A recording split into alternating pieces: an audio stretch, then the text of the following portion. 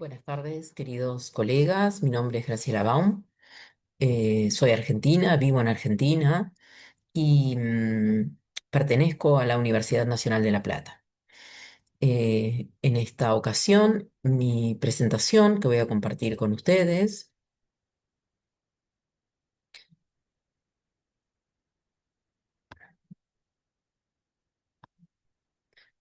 se denomina Formación docente universitaria en inglés desde la perspectiva decolonial, una geocorpopolítica sureada. Descolonizar la formación docente en inglés, o más precisamente su inscripción en las instituciones de educación superior y en su currículum, en la lengua moderna imperial colonial, para enseñar y enseñar a enseñar la lengua moderna imperial colonial, es una lucha y un proyecto en curso para quienes sentimos la desposesión de categorías filosóficas propias, primero a manos del latín y el español, y luego y actualmente del inglés o del Globish, fusión de Global e English.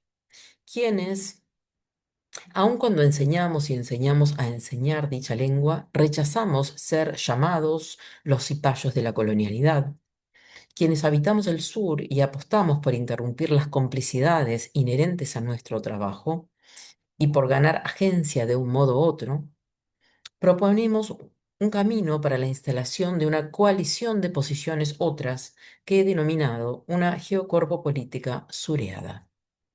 Surearse, material y simbólicamente, implica plantar nuestros pies, enraizar nuestras perspectivas teóricas en términos de una conciencia crítica de la colonialidad, de la matriz colonial, es decir, del diferencial de poder, la colonialidad del ser, del saber y del poder, que históricamente nos ha situado en una posición subalternizada.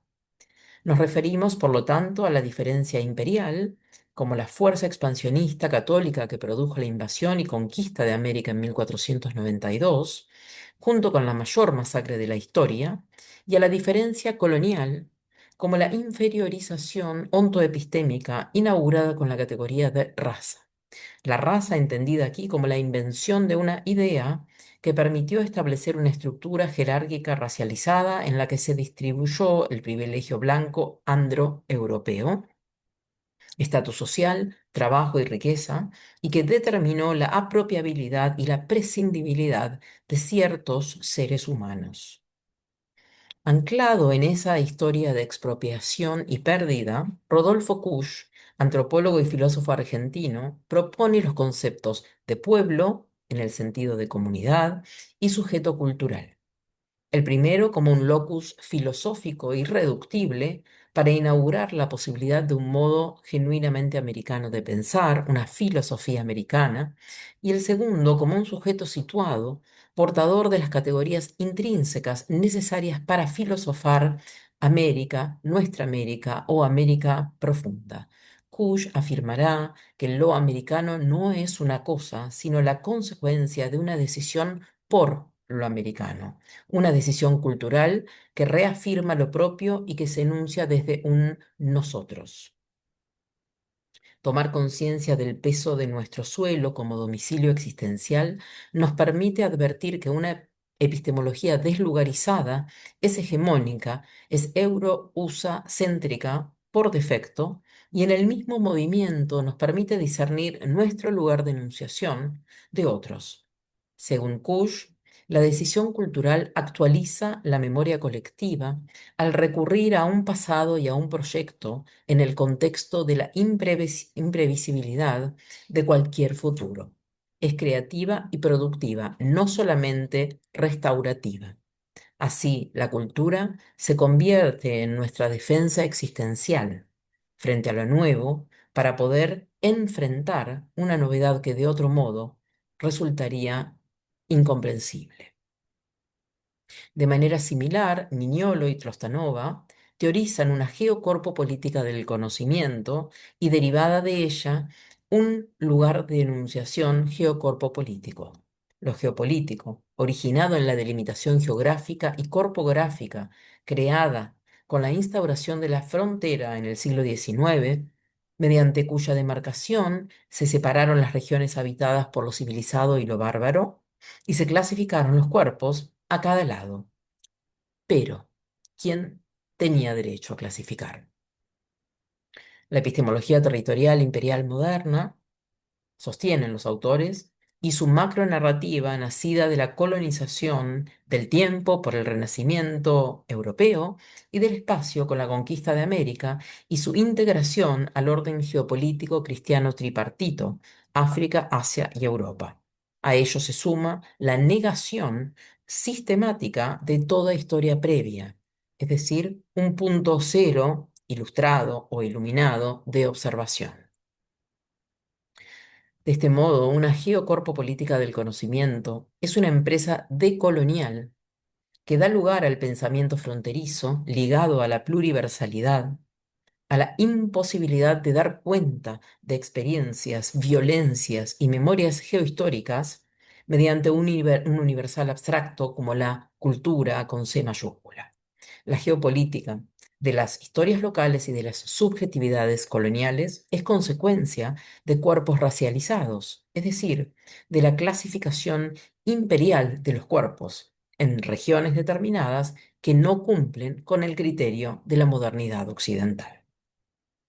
De este modo, un lugar de enunciación geocorpo político emerge en la intersección entre una política de locación y una epistemología que no habita la casa de la modernidad ni la hegemonía eurocéntrica. Una que no estudia la frontera como objeto de estudio de las ciencias sociales, sino que vive en ella. Una que encarna la doble conciencia definida por Dubois o las subjetividades quebradas definidas por Quijano, por las cuales disputamos nuestras propias palabras porque mientras somos hablados por las palabras de otros. Somos la concurrencia conflictiva de identidades fragmentadas, de una tensión permanente entre destitución y reconstitución, de una opresión internalizada que nos impulsa a vernos a nosotros mismos a través de los ojos más poderosos o superiores de otros.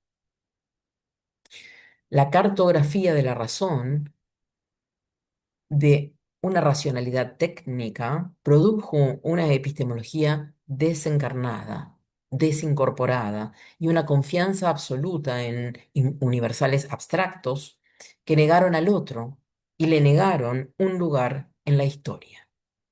El pensamiento fronterizo emerge en el mismo acto de ejercerlo e implica desaprender y reaprender subjetividades modernas, coloniales y epistemologías territoriales. Un lugar de enunciación geocorpo político es clave para desengancharse de la ibris del punto cero, donde las experiencias vividas de las comunidades y sus proyectos epistémicos y políticos decoloniales han sido reprimidas, reprimidos y suprimidos. Así afiliados, el nuestro se ha convertido en un locus de enunciación, otro, sureado, decolonial.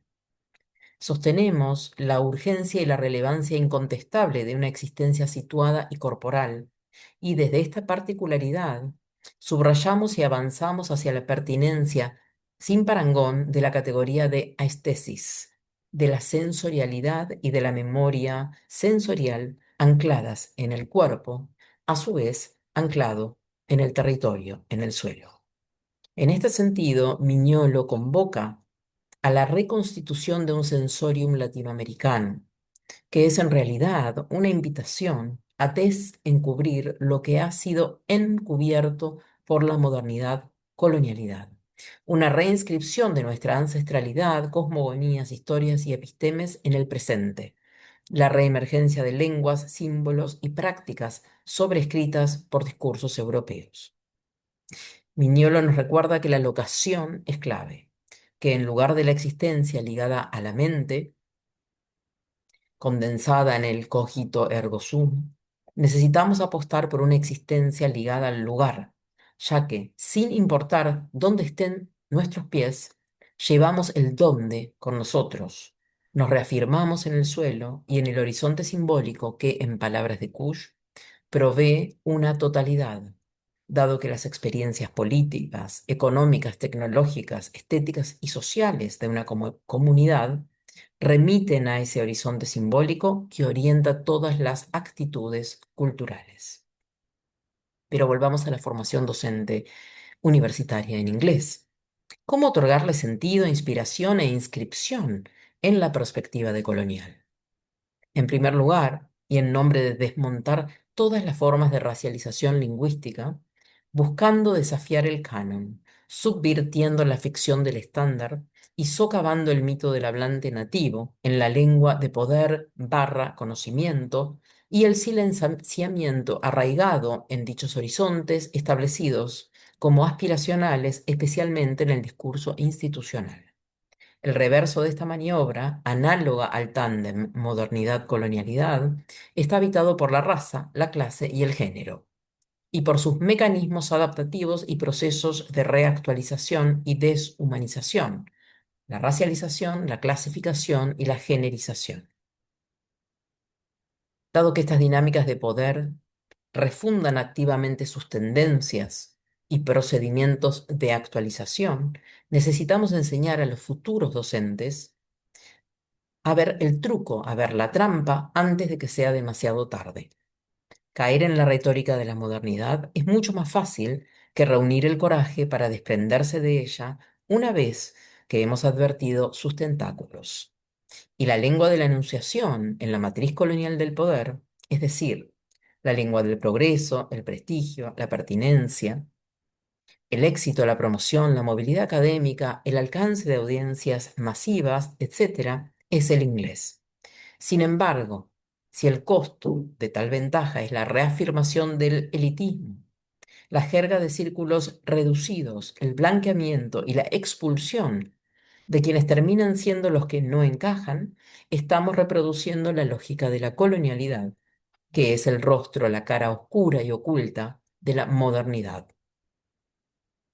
No obstante, una institución educativa dentro de la educación superior, cuya función es la formación docente, no puede, a su vez, renunciar a reivindicar una pedagogía y a declarar a quién está formando y en función de qué intereses.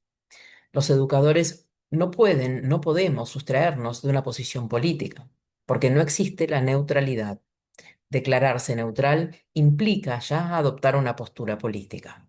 De este modo, una pedagogía proveerá las bases éticas y políticas para orientar todas las decisiones curriculares e informar el perfil profesional que nuestra carrera busca alcanzar. La formación docente en inglés en el nivel universitario no puede sino reconocer el diferencial de poder que la lengua reproduce, no solo en términos de su estatus global y como la lengua franca académica, sino también en el plano simbólico, como capital, cuando se trata de enseñarla en un aula ordinaria.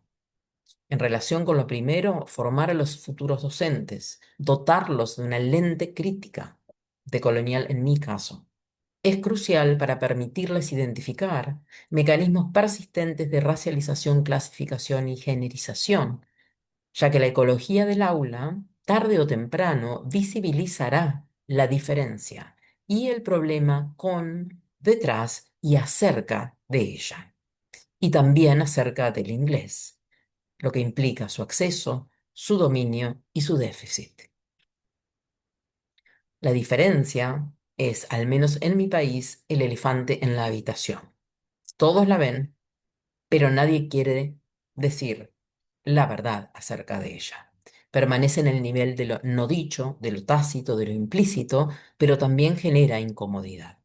Clase, género y raza son los elefantes en la habitación, hasta que algún factor externo rompe la homeostasis y se produce una disrupción. Nosotros la celebramos porque abre espacio al conflicto, porque nos obliga a problematizar la naturaleza de por sí problemática de la diferencia.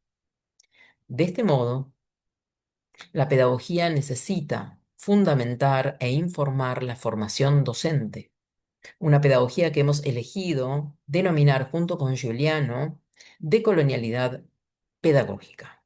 ¿Por qué? ¿Por qué descolonialidad pedagógica? Porque antes de poder referirnos a una pedagogía decolonial, necesitamos desarrollar una conciencia crítica de la colonialidad y de la colonialidad pedagógica y de cómo hemos caído presos de ciertos valores universales que la sustentan, valores muy cercanos a los fenómenos educativos y aún más cercanos a los procedimientos evaluativos en su núcleo, tales como el castigo, la vigilancia, el control, la obediencia y la sumisión, que objetivan mediante la numeración, la rotulación, la jerarquización, la clasificación, la detección y estudio de casos, en lugar de ayudar a los estudiantes a ganar agencia y a desarrollar estrategias de auto y hetero sostén. Formar docentes para desafiar el status quo, arraigado en pedagogías conductistas, eficientistas y cognitivistas, implica advertir a nuestros estudiantes sobre los peligros de creer en el evaluacionismo de manera ciega y en la didáctica lisa y llanamente, o mejor dicho, la sobredidactización a expensas de la despedagogización. Esto supone enfrentar el vacío político de la gestión del aula y del kit de técnicas para ingresar en el campo políticamente indomable, inquietante y atravesado por la pregunta de la descolonialidad pedagógica. Enseñar a enseñar, desafiando el negocio de las editoriales internacionales que homogeneizan y hegemonizan los significados para producir una mercancía globalmente vendible, cursos, libros de texto, evaluaciones, certificaciones y credenciales, funcional a todos los mercados, es una tarea decolonial que involucra artesanía y un lugar de enunciación geocorpo-político situado y sureado, a transferir al diseño de materiales de enseñanza decoloniales ad hoc. El diseño de tales materiales debe enseñarse bajo pautas claras y con acompañamiento cercano, ya que no se trata de copiar y pegar alguna representación cultural latinoamericana, sureña, ni de despertar una percepción o sensación de inclusión del sur en el orden global inventado por el norte corporativo que gestiona la mercantilización de la educación y la comodificación de la lengua y por el mundo anglo, moderno, imperial, colonial, neoliberal, que a través de la penetración lingüística mantiene en marcha su expansión, control y dominación coloniales. Los materiales de enseñanza decoloniales identificarán y visibilizarán cómo los conceptos modernos están históricamente situados, cómo son el resultado de una macronarrativa que los hizo aparecer como universales y que para hacerlo procedió mediante la destitución de su historicidad, de su ancestralidad, de su anterioridad. La articulación constitución-destitución, basada en el control de la narrativa por parte de los imperios europeos, los saberes y las lenguas europeas, continúa hasta hoy, con el agregado de imperios modernos no europeos y también no territoriales a la historia con H mayúscula del mundo. Los materiales decoloniales deben revelar el continuo histórico matizado y también su carácter reductivo, la urgencia de repolitizar los escenarios globales cada vez más complejos, la imposibilidad de un mundo otro, la grieta, el intersticio, la comunidad, la esperanza sin felicracia. En inglés, enseñando inglés como lengua otra, bilenguajeando y gramatizando para finalmente comprender que las gramáticas no son más que jaulas para normalizar, restringir, controlar y fijar los límites de lo que puede escribirse y decirse. Los estudiantes necesitan aprender las reglas para poder romperlas. Así probablemente podamos enseñarles a seguirlas y a desseguirlas como actos de desobediencia epistémica, de resistencia y sobre todo de reexistencia. Por otra parte, Necesitamos formar docentes de inglés conscientes de que cuando trabajamos con la diferencia y con discursos políticamente correctos de inclusión, que ocultan más de lo que revelan, normalizar la exclusión o el fracaso recurrente debido a carencias preexistentes o a déficits actuales persistentes, aunque rastreables, es análogo a ignorar el privilegio no ganado y a atribuir todos los estándares de alto rendimiento al mérito. Develar la decolonialidad es un punto de inflexión. No solo modificará los contenidos de la conversación, sino, de manera más relevante y urgente, sus términos. Entonces, enseñar la geopolítica de los saberes y de las lenguas, orientar la comprensión de nuestros estudiantes respecto de la fuerza innegable que ejerce la trilogía política de locación, epistemología, lugar de enunciación, acompañarlos a leer de ida y de vuelta la palabra y el mundo, como lo ha subrayado Paulo Freire, transmitirles los principios del diseño de materiales decoloniales ad hoc para impactar sus prácticas y praxis, su vínculo con sus futuros estudiantes de maneras sensoriales, sensibles y afectivas, nos exige nuevamente volver a desengancharnos, a desprendernos de la retórica de la modernidad y de la lógica de la colonialidad para evitar la frontera, la comunalidad, mediante una geocorpopolítica sureada.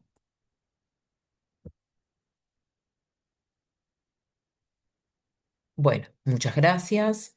Ha sido un placer compartir esta presentación con ustedes. Quedo, por supuesto, pendiente y abierta a recibir sus preguntas, sus comentarios, sus sugerencias y a poner en marcha una conversación. Les mando un saludo y espero que este evento sea un verdadero éxito.